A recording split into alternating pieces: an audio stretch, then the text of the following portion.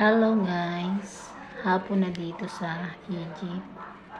Ayan, 3:30 na ng hapon. Nagpabili ako ng McDo doon sa tagabili namin. Hindi ko alam, yung McDo pala dito maliliit. Hindi katulad sa Pinas.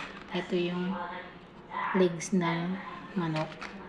At ito yung wings. Oh, ayan. Ganyan.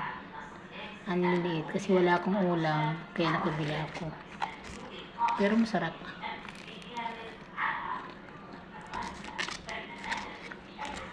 Crunchy, ang liit, hindi katulad sa Pinas ang manok ang lalaki. Dito ang liliit.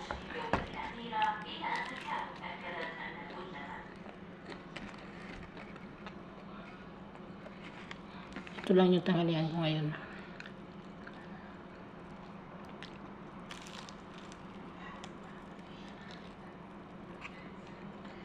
Kain po tayo.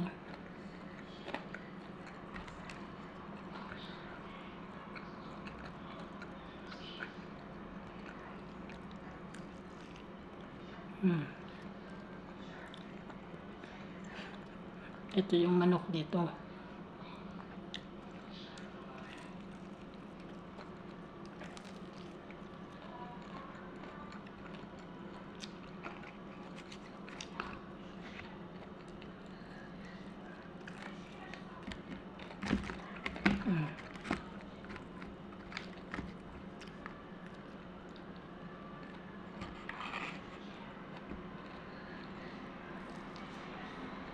Nakakabitin.